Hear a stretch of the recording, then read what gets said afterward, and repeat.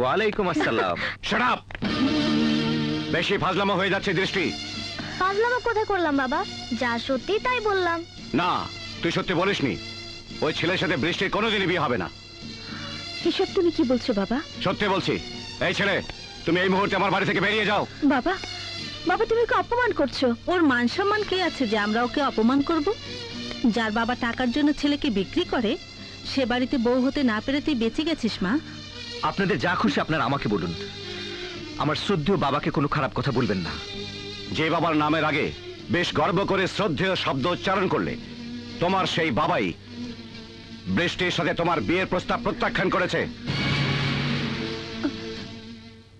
না না, এ কথা সত্যি নয়, আমি বিশ্বাস করি না। বিশ্বাস না হলে তোমার বাবাকে গিয়ে জিজ্ঞেস করো। যাও। আকাশ, হ্যাঁ আকাশ, তুমি যা শুনে এসেছো তা সব সত্যি। আমি তোমার সাথে বৃষ্টির বিয়ের প্রস্তাব প্রত্যাখ্যান করেছি। কেন বাবা? সব কেনর উত্তর সবসময় হয় না আকাশ। মা, মা তুমিই বলো মা, কেন বাবা বৃষ্টির সাথে আমার বিয়ের প্রস্তাব প্রত্যাখ্যান করেছে? তোর ভালোর জন্য বাবা। ভালো? কিরকম ভালো মা? আমি যাকে মন প্রাণ দিয়ে ভালোবাসি তার সাথে আমার বিয়ে প্রত্যাখ্যান করে কি ভালো করলে তোমরা?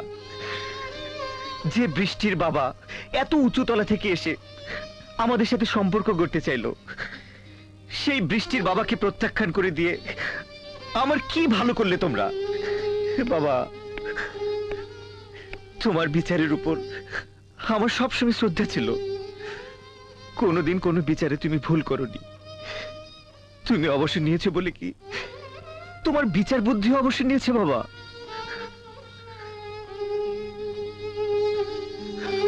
আমি আমি স্বপ্ন দেখছি না বাস্তবে তোমাদের সামনে দাঁড়িয়ে আছি, আমি ঠিক বুঝতে পারছি না।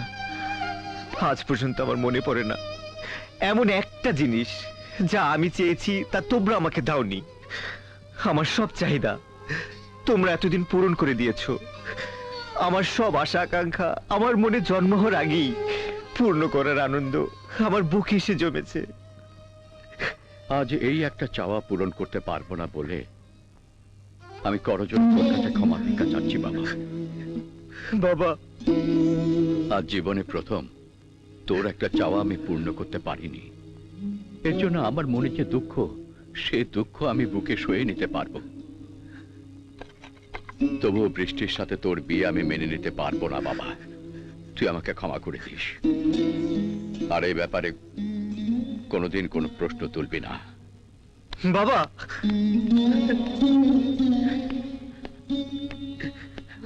মা,